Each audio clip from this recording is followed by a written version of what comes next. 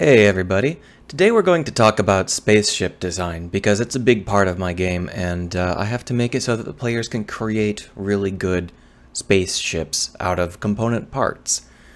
This is a little bit difficult to talk about because most of the time most spaceship people are drawing whole spaceships, they're creating whole spaceships, not components that are built to be arranged. Even then, they don't necessarily understand what makes a spaceship look good or iconic. They're going on gut instinct. So we're going to look at some famous spaceship designs. You can tell they're famous because I put famous in the Google search. And we're going to talk about translating that into components and that sort of stuff. I'm not going anywhere specific with this, so it may be kind of a ramble. We shall see. Right now, my thinking is that the elements that I need to focus on in terms of having components stack up nicely, the amount of ship that's greebled versus the amount of ship that's not greebled, which we could call, empty space versus full space, or however you want to call that. That proportion is important and allows the ship to have a balanced sort of flow. The silhouette of the ship is also important, although you can get away with having a muddy silhouette if the rest of your design is good in terms of how the light works and stuff. And the last thing is a sense of depth. So the three things I'm sort of thinking of are greeble versus non-greeble patterns, sense of depth, and silhouette. Maybe I'll think of other things as we move through. Obviously, one of the most iconic spaceships is the Star Trek Enterprise. All the variants are fairly iconic, although some of them look worse than others. The interesting thing about the Enterprise is that it's a really good example of all three of my concerns.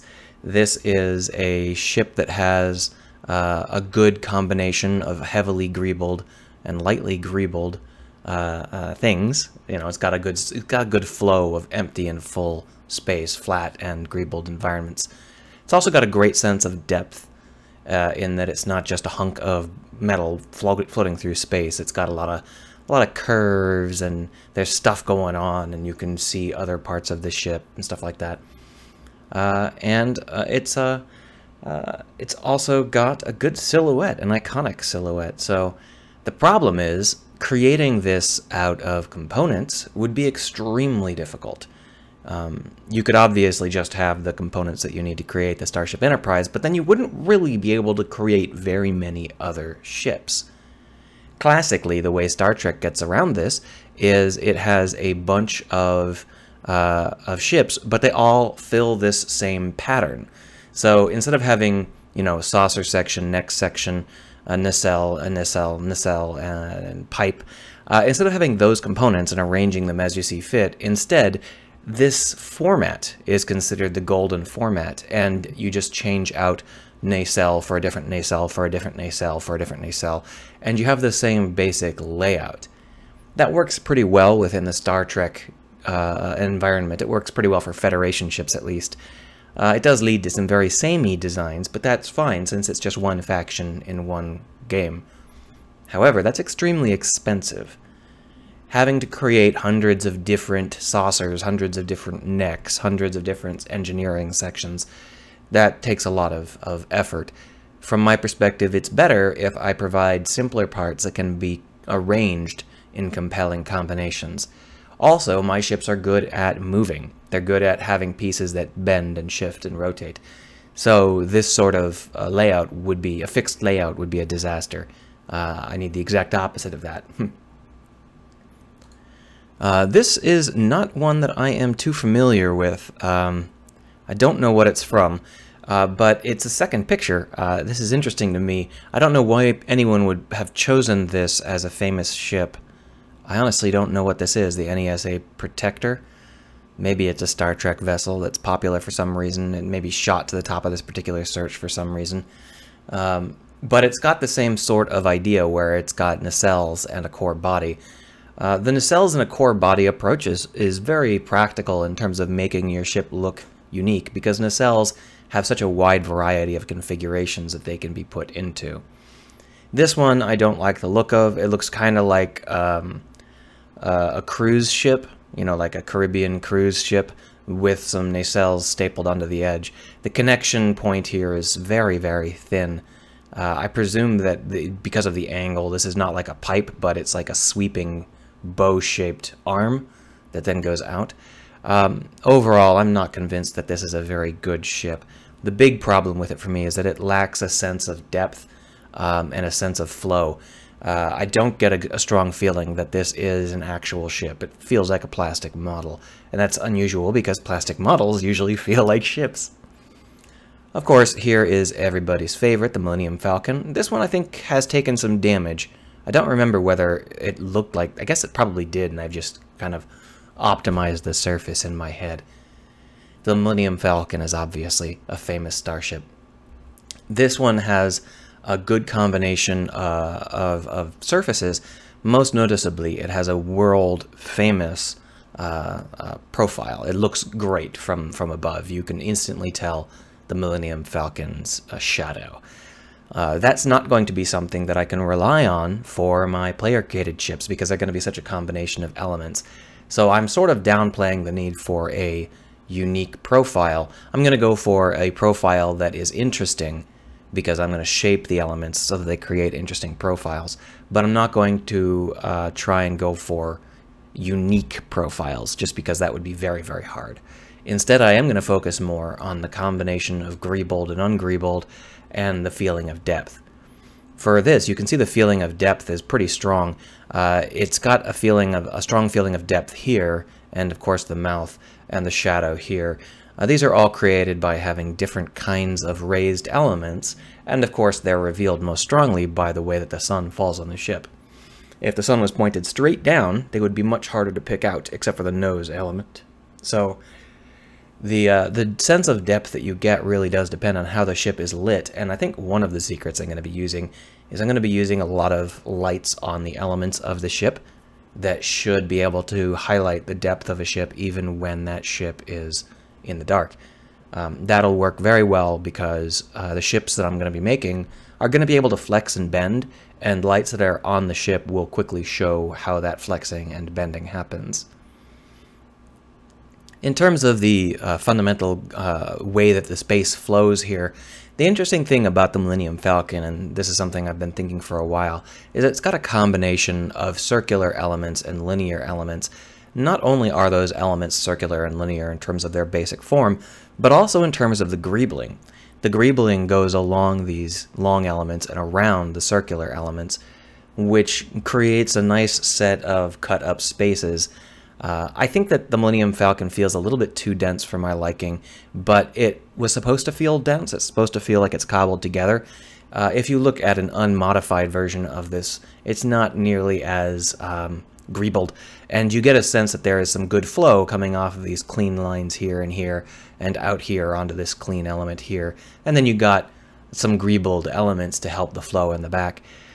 Whether or not regardless of what you are trying to go for, you have to keep in mind that the flow of greebled and non-greebled spaces is really important for how the ship feels to look at. Most ships go either greebled to non-greebled or non-greebled to greebled in terms of front to back. So we'll see that more as we move on with other ships, I'm sure. But a good example again, this is non-greebled to greebled. So what we get here is the sense that this area is, the prow of the ship is distinct, and our eyes flow either from the prow of the ship down into the greebled area or vice versa. They know exactly where they're going. They're going from the greebled to non-greebled or vice versa, rather than getting stuck on some particular shape. The Discovery 1 is one I'm not terribly familiar with. This is a sort of ship that you might actually build in a modular game. It looks like it's a very modular ship.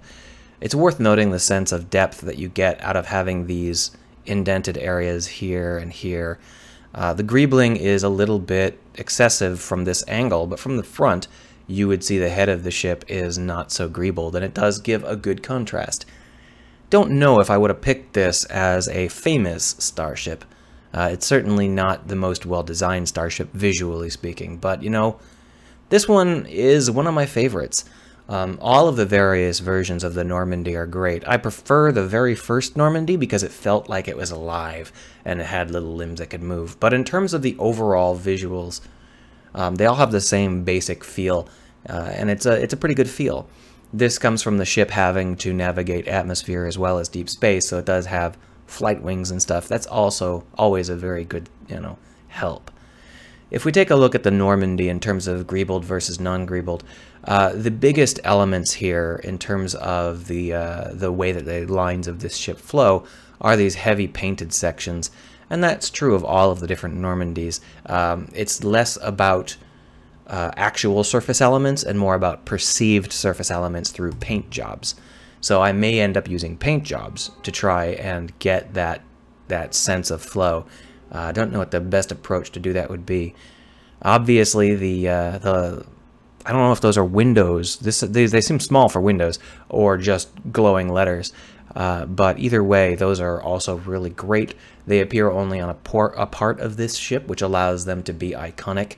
Similarly, if we're creating depth, these iconic front little noselets are very, very good at breaking up the standard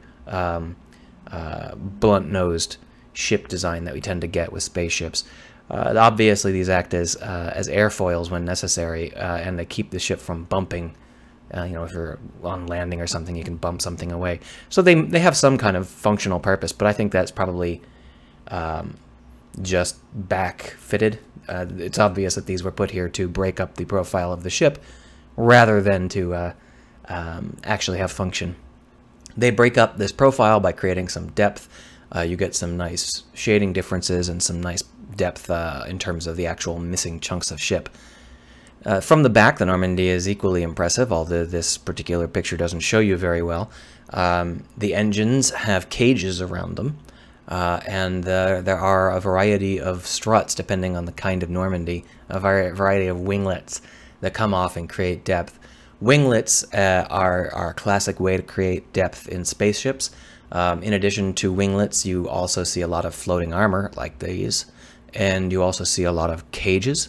But there's also the fact that you can sometimes just have chunks of ship that are thinner or thicker, and we'll see some of those examples. So, for example, this guy.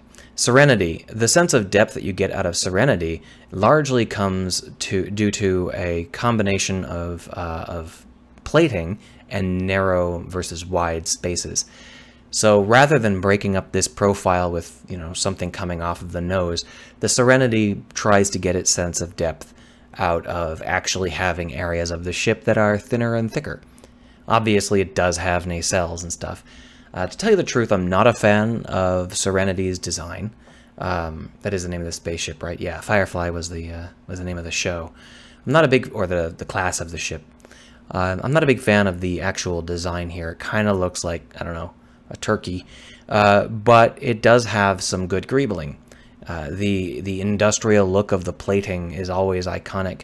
The interesting thing about this kind of industrial plating is whether or not it counts as greebling. I've heard it argued both ways. I don't think it does. I think it counts as a texture on the ship itself, and it counts as not greebled. Because for me, these sorts of things are greebled.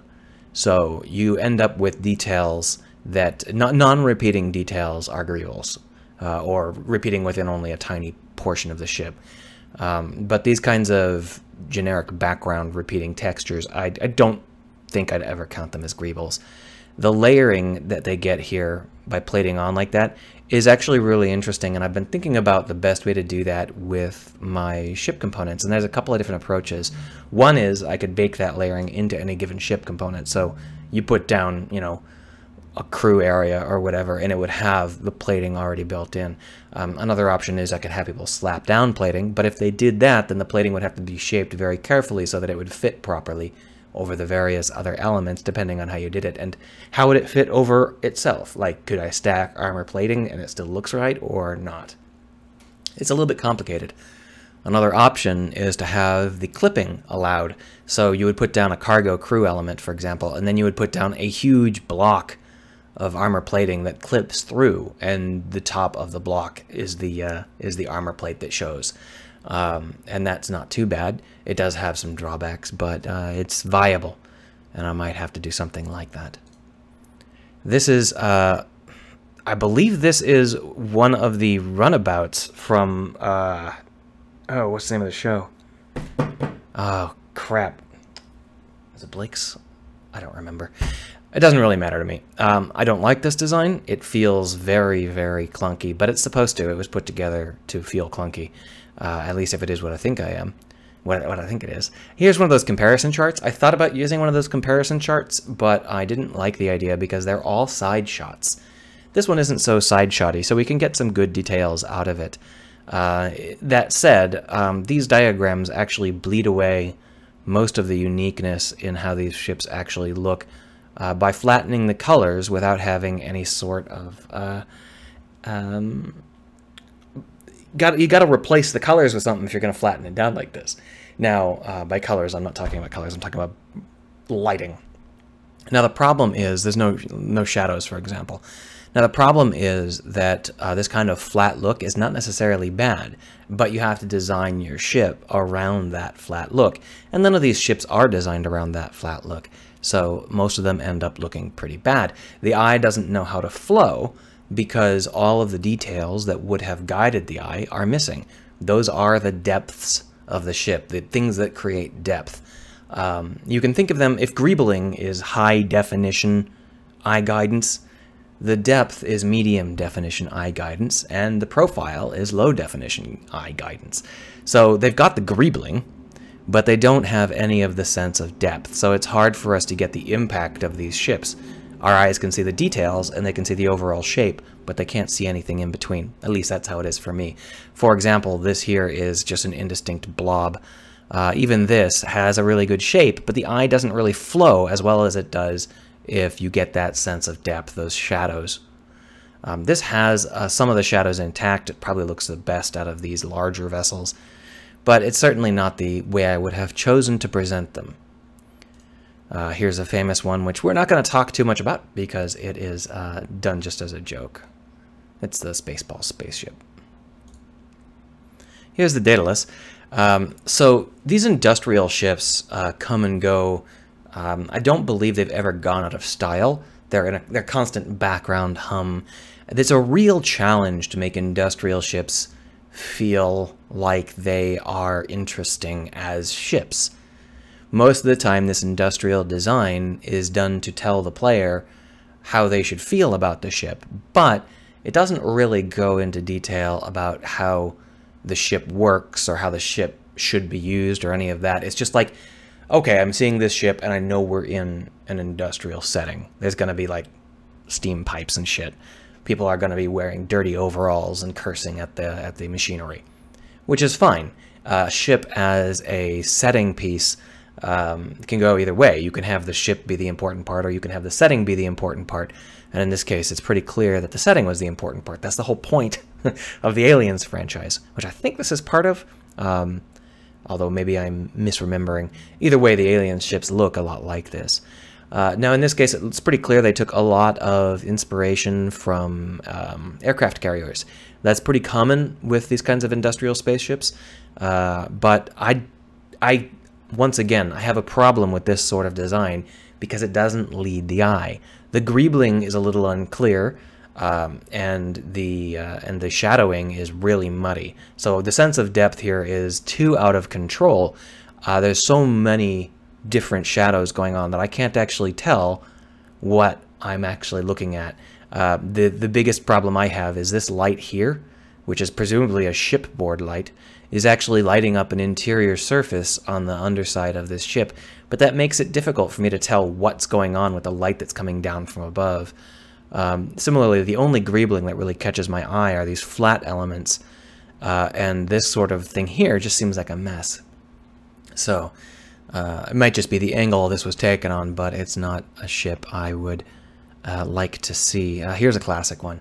So this is an excellent example of all three, obviously. This has good greebling, it has good shadows, and it has good depth, and it has good profile. So the depth in this case is these bent wings never fail to produce really, really cool shadows. You always get a sense of where the light is falling and what parts of the ship are within other parts of the ship. Very good. The greebling is obviously intending to draw your eye to the critical portion of the ship by having ungreebled elements, and then greebling increases as you get to the core. Classic design. Here's another starship design from the Federation. This is one of those newer ones. I'm not a big fan of the newer versions of these because they lose the neck, and instead of having a distinct saucer section and neck and engineering section, they sort of merge it together into like a, I don't know, a tadpole-shaped blob with nacelles. I think that is not the most elegant thing. That particular tadpole shape doesn't feel balanced, and it doesn't feel refined. So I'm always like, oh, this is not a very good, setup. But the shadows and the depth and the greebling all work really well on this ship. You can quickly get an impression for the distinct parts of the ship just by how the ship is shaded and colored. And you can see that the greebling changes depending on where you look in the opposite direction of the original Enterprise. Got the heavy greebling up here, and then as you go back, it's not that the greebling necessarily decreases, but it becomes a lot less distinct because the color of the ship gets darker, so you get less greebling hitting your eye, and you can see that this is heavy greeble back into a low greeble. And that creates some nice flow to me. Here's an interesting one because, again, this is not a very flattering render of the Spaceball 1. I'm not sure if there are already flattering renders of the Spaceball 1 because it is a joke ship. Let's just go ahead and move on. Oh, this is a really bad ship for my eye. I don't like that design at all. There's also these kinds of ships which are super, super sleek.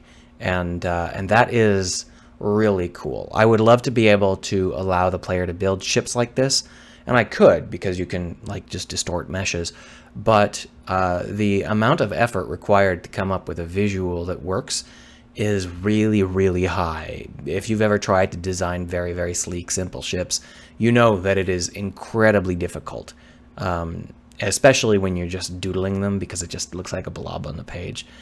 In this case, the strength of this ship is its reflective surfaces, which curve gently. These allow it to use the sky and the surface of the ground to act as greebling. The only actual greebling this ship has is the nose, and I guess you might count these upturned flaps. Everything else is based on the idea of using the textures around the ship as the ship. If you put this ship into deep space, it wouldn't look nearly as good because it would just be like stars, and you'd see like a cutout of a black shape slightly distorting stars as it went through space, and it wouldn't look good at all. But in this sort of environment where the top and the bottom have different shades and where the edge has a sunset sort of red, it looks really great. Those are considerations I don't want my players to have to make, so I won't be allowing this kind of design, I don't think. More Millennium Falcon. I don't think we need more of that. Here are some old school Yamato designs. They're a little too small for me to see, so we'll skip them for now. Here's a dropship. I can't remember what this is from. Is this from I guess it is from 2001, isn't it? That can't be from 2001, is it? Well, anyway, it's a Mech Warrior style design, so we'll call it a Mech Warrior style design. It's always good to cover at least one of these. The Mech Warrior style of design is always great because it has a very good set of greebles. In this case, you can see that we've got light greebling or plating up here, and then really heavy greebling down here. So you can really see what I'm talking about with the details, and you guide the eye. So you have areas that are high detail, areas that are low detail. But they also use a lot of depth. In addition to these legs actually having cutout armor planks and they can retract inside, you also get this depth here at the hemisphere with this cut in. And it looks really fantastic. It really helps the ship to feel solid and real, like there is an interior here. You can tell because these legs are coming out of it. This cutout is visually interesting, but don't know if I would have done it this way because there's not really any way to see what's in there. You can't really tell what's inside, so it sort of feels like it might be hollow. and that might be too much depth. But again, this is just me. This is, I've never seen this before, MMS type Vic Viper Lirbiete. But this is a classic space fighter sort of design. Lots of games do space fighters, and this is the sort of profile they usually go for. I'm not sure 100% why this profile is so popular, but I think it's because it looks like a creature, like a living thing with limbs. In this case, it's very humanoid, if you don't mind piloting someone's dick. But the whole point of these is always they've got these floating wings and then these arm-like or leg-like cannons or protrusions or whatever it is that they're using. And it's a very, very popular look. And this is almost certainly going to have to be part of my look, because just the modular nature and the fact that I have to be able to move those modules with rotors or whatever means that I'm going to have a lot of floating elements like these wings and this leg-like thing. This one looks like it might actually be a transformer. I can't really tell. Yeah, it's definitely a transformer. It looks like there's supposed to be some kind of doll inside it. My famous spaceship search isn't turning up as many spaceships as I would have liked. Here's a classic, but this one is, we already saw it, but from the back, as you might recall. From the front, you can see what I was talking about. The greebling on the front is very light. The detail level is very light, meaning that as you go back, you get more and more detail. I still don't like this design. I think it served its purpose very well in the movie, but I don't like it here. We're getting into some more spaceships. Good. This one's a little hard to see, but I think it's a Star Wars vessel. And what you can see here is the classic Star Wars approach, which is, I would call it a deep greeble. Star Wars. Did I say Star? I hope I didn't say Star Trek. I meant to say Star Wars. Star Wars uses this approach where the ship is made out of bulbous elements. And this is universally true of all of the medium-sized Star Wars ships. And we can see a lot more of those as we go down. But basically, this allows you to have both greebles and shadows in the same set. You have your depth and you have your greebles all at the same time. The problem is that if you do this haphazardly, you end up with a ship that doesn't read very well, because there's no distinction between the places that are clean and the places that are greebled, because everything is greebled. You can see that that's definitely an issue here. This is an ugly ship to me, and I have a very hard time reading it with my eye. It doesn't feel like it's a ship that has a purpose. It feels like it's just a hunk of floating space debris, and that's a problem for me. It's actually the one thing I'm trying to avoid most. Creating this sort of look is easy if I'm putting together the parts, because it's just a whole bunch of parts that you slap down. Boom, instant ship, right? I want to make it so that that doesn't happen. I don't want this sort of blob. No more blob ships. In contrast, here is the Battlestar Galactica. I think this is the new one. The old one is a different shape, I believe. So the Battlestar Galactica is a great design for this kind of heavy ship. It looks like a heavy cruiser to me, but I think it's actually, isn't it supposed to be huge? Well, it's a heavy cruiser style layout at the very least. So I love this layout design for a couple of reasons. One of the biggest things I love about this design is the way they've done their textures. Rather than their greebles being just arbitrary things stapled to the outside of the ship, their greebles are cut-ins. You see that?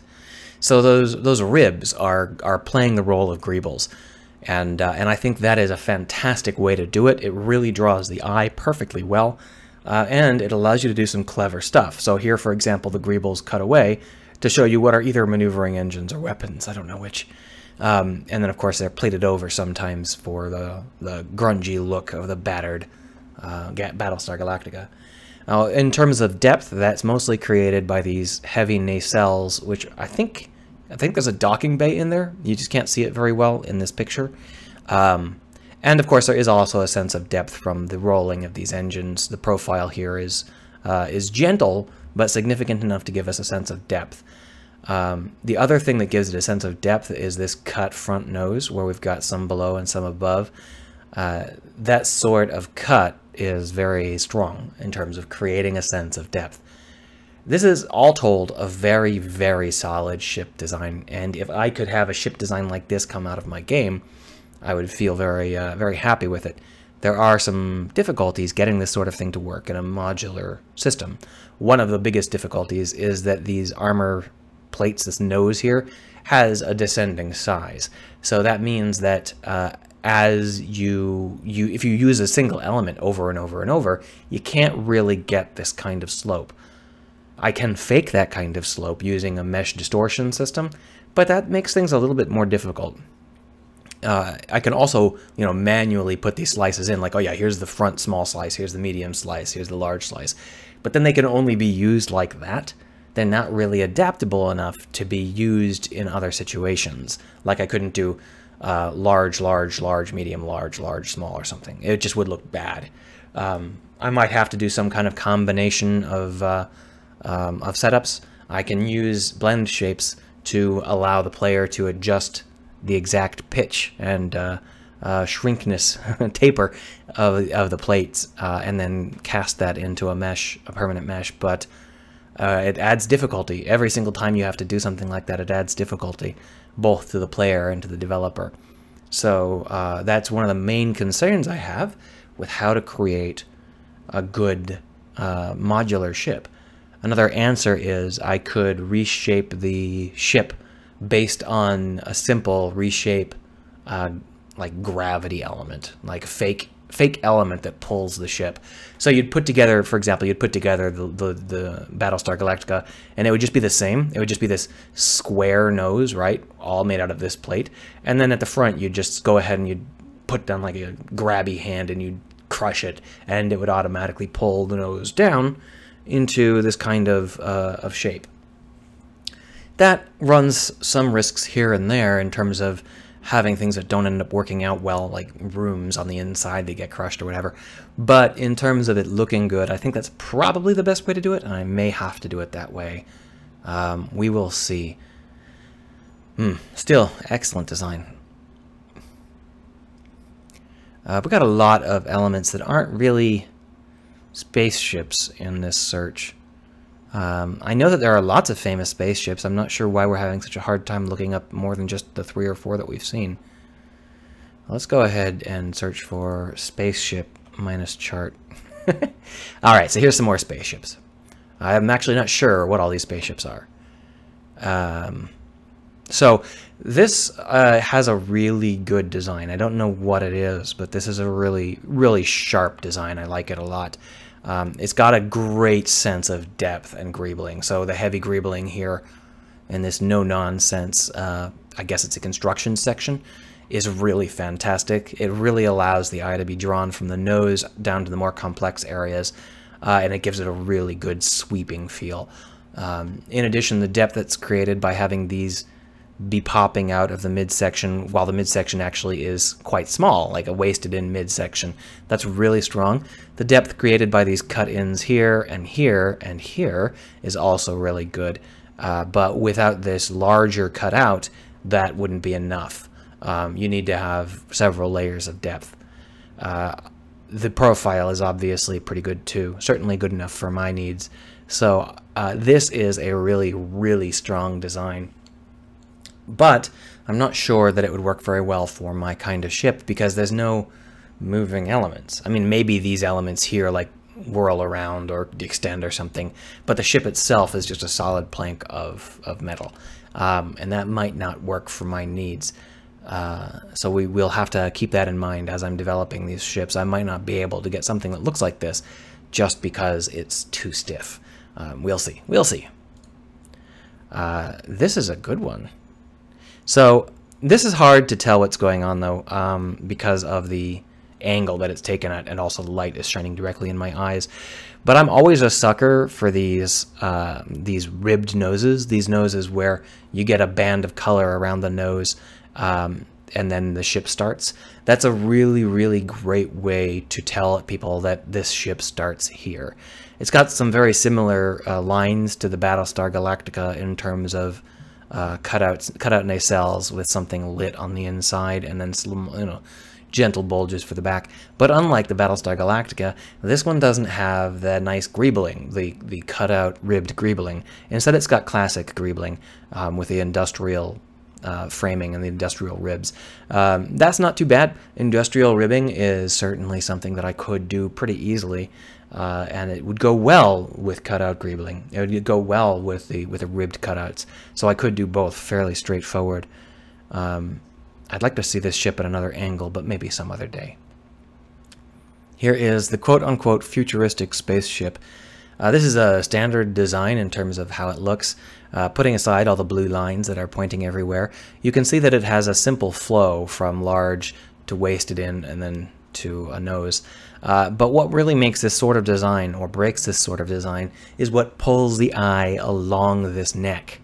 What makes this ship draw your eye in? And in this case, it's not too bad, because what we've got is a shiny nose element followed by some fairly simple cargo greebles, some cargo elements, and then they go into a tight-waisted element with some shiny windows, and then back out. That's a pretty good flow. If you had the shiny windows directly behind the shiny nose, it would look shiny. It would be too shiny. But by breaking it up, you get like a kind of a heartbeat to how your eyes are moving, and I think that's a good fit. The glowing elements in the background here are tough to analyze from this angle in terms of how they fit into the overall frame of the ship, but there's nothing wrong with just having glowing elements on your ship to draw the eye.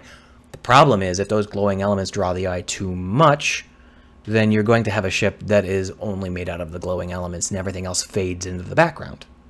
So, for example, if your ship has glowing elements, the people aren't going to notice the cargo section. There's going to be the dark band of metal in the middle of your ship somewhere. They're not going to notice the crew section because those don't glow. So glowing elements need to be used sparingly. One option is that they can maybe they only glow when you're using them. And that's something that's very plausible with my setup, so that may be what I end up doing. I can't really see this very well because the sun is now shining directly in my face. I chose the wrong time of day to do this. This is Spaceship. So there are a couple of things I like about this. I do not like the overall profile of this ship, but that's okay. It's not too critical. It has a very similar nautical inspiration. Many spaceships do. You can see this is a very standard approach with the nose and then the nacelles and then the engines. That's really, really standard by now. But this one has a nice cutout here in the nose. It's kind of alligator jaw situation, which gives it something iconic about it. You really will not forget, if you run into this ship in the game at some point, you run into it later, you're going to say, oh yeah, this is that alligator mouth ship. So that's great. Having an iconic section like this is great. It creates a lot of really nice depth, in this case via lights rather than shadows. The greebling is a little bit excessive. I don't really like this part of the ship. This looks like it might be cool, but I can't see it. Well, whatever. So here's the spaceship name generator. I don't think that's what this ship is called. So this is a case where they've gone a little bit out of control.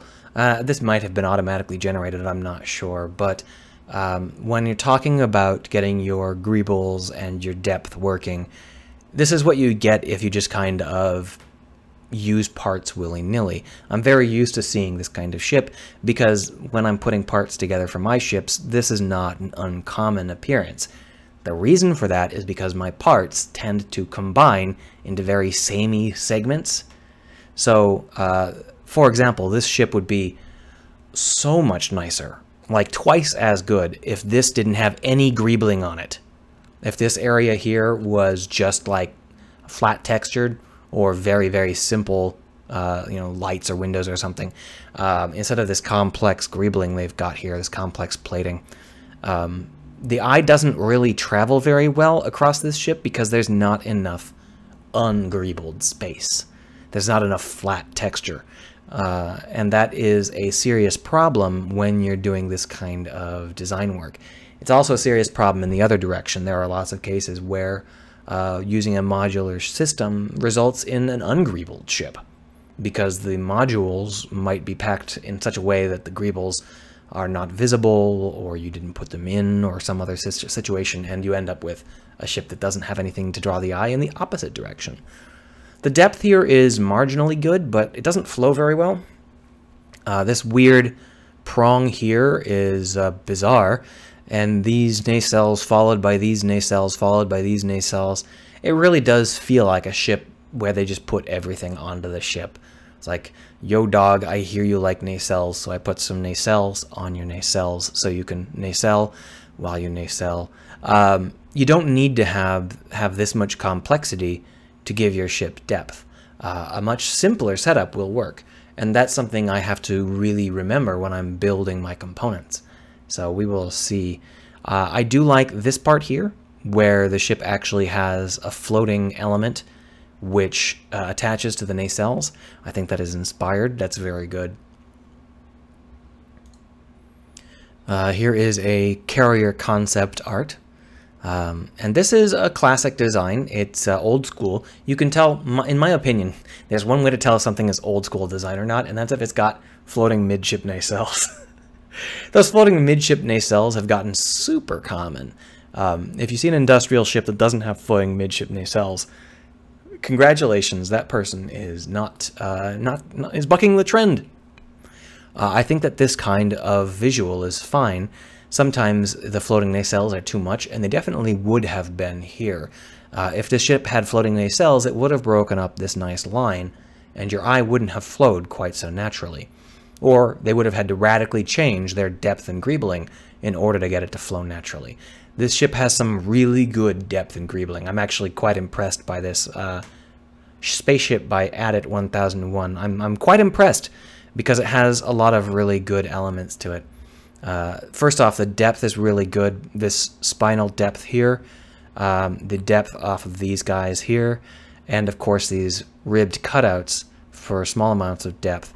These are also providing a tiny amount of depth.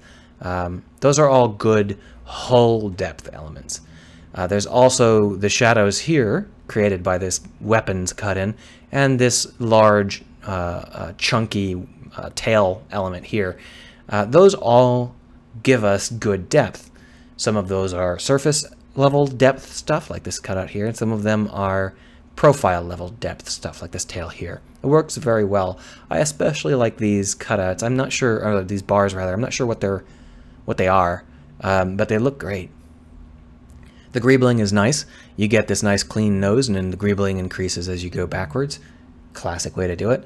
All told, I think this ship is quite good. This is a ship that is a lot easier for me to create modules for. So if I was doing modules for this kind of ship, it wouldn't be too hard. The ship has very crisp lines, and it doesn't have any slow, smooth curves.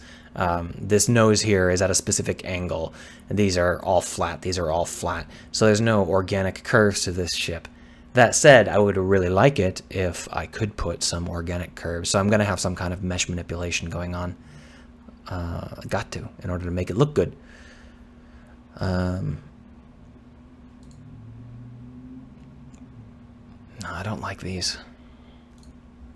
Here's another one with a sense of depth that I don't like. I don't like this profile.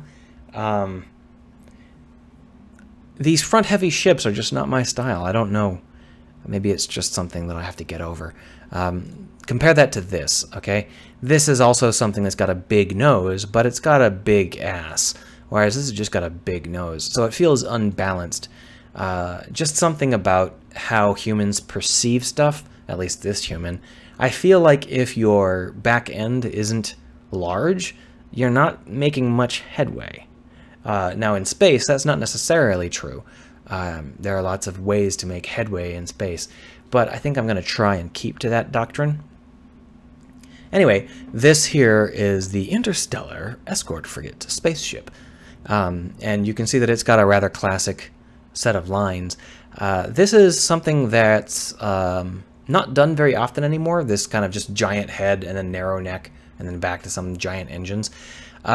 If you take a look and compare that, It's the same basic flow as this guy. But you can see that this is very, very sharp and chunky in comparison. And there's nothing wrong with that, but it's certainly not the sort of feel that's popular these days. Also, the real problem I have with it is these really, really heavy, ragged edges. I feel that these heavy, ragged edges are extremely loud. They count as all three things. They are greebling, they are depth, and they are profile. And then, of course, the opposite here with these heavy, rigid edges here. So, to me, this has some extremely loud elements to it that I don't know if I want that many extremely loud elements in my ship. Here are some stock spaceship models.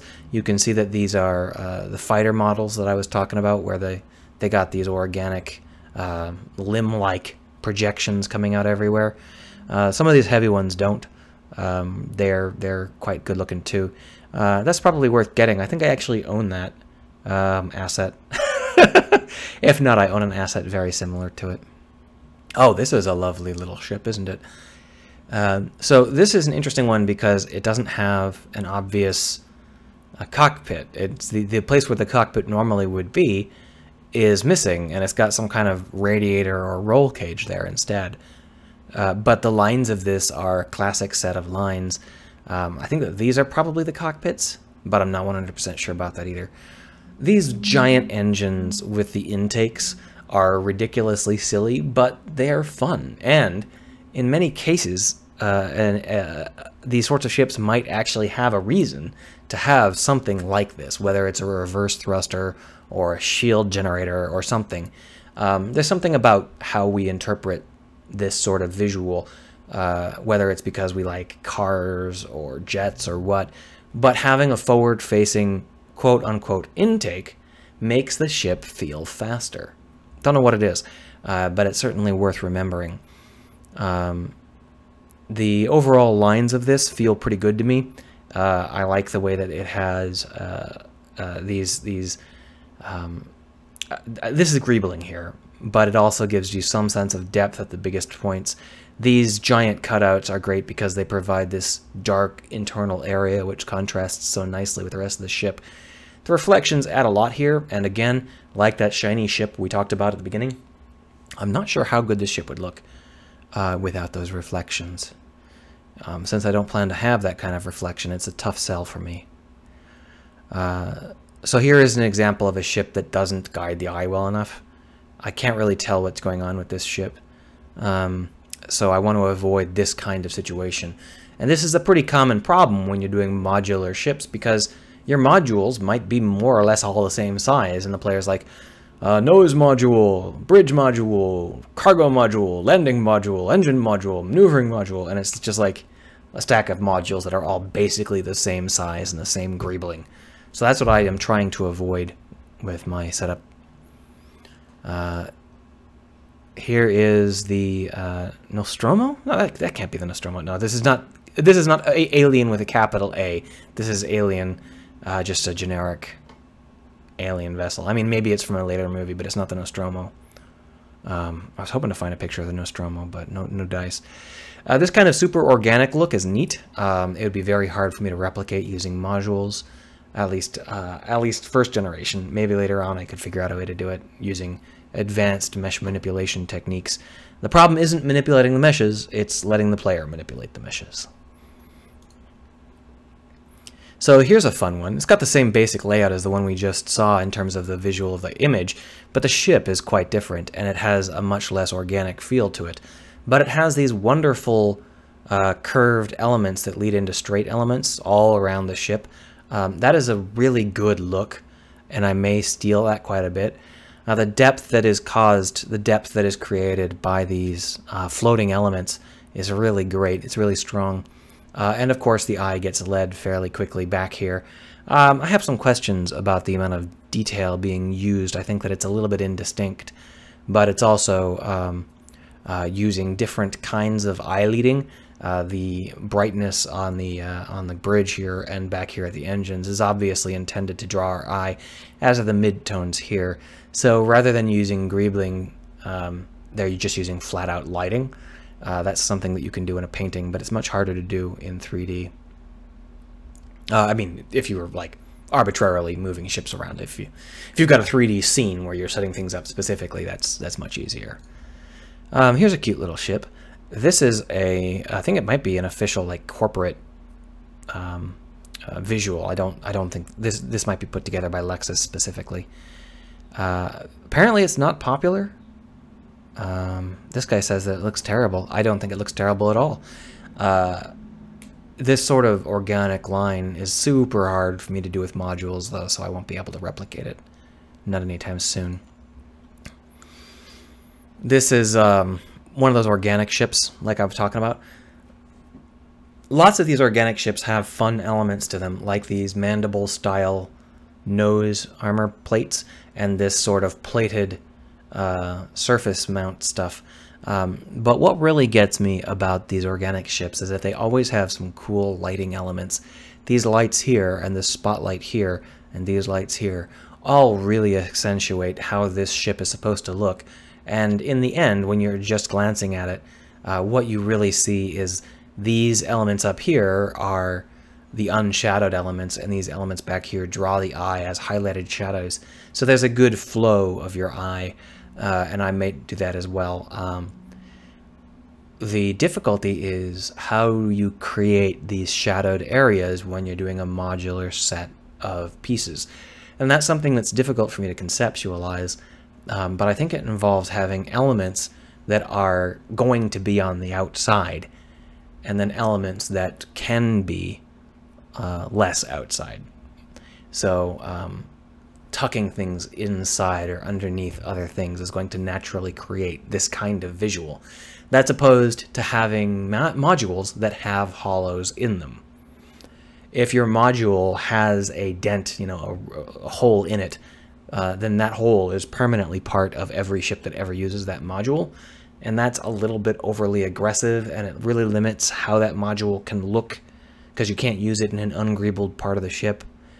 But if it's a flow situation where the module can get tucked underneath another module or inside another module, then you can use the modules in whatever way suits the flow of your ship without needing to automatically have a heavily greebled area wherever you're putting that.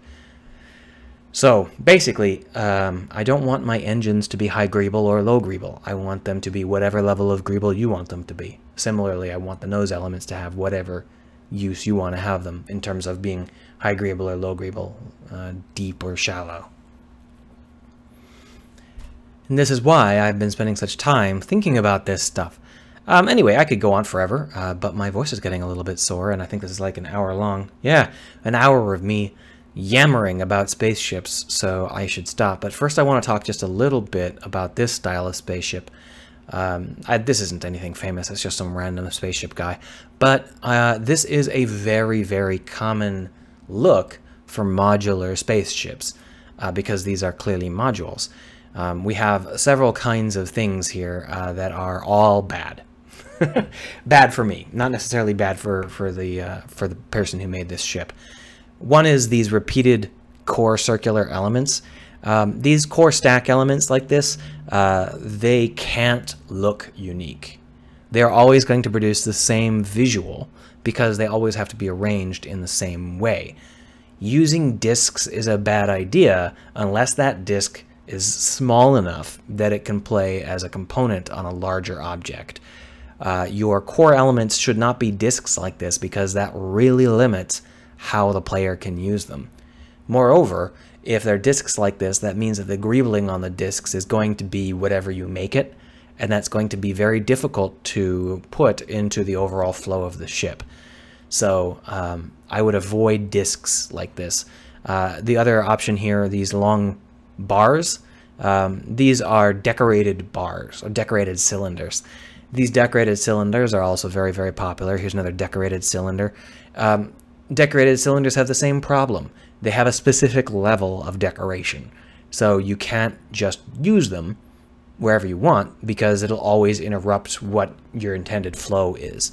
So from a modular perspective, you're going to want to have your cylindrical elements be able to mesh into low or high greeble areas, flat or deep areas, based on how they're placed relative to other elements, rather than based on their own integral greebling.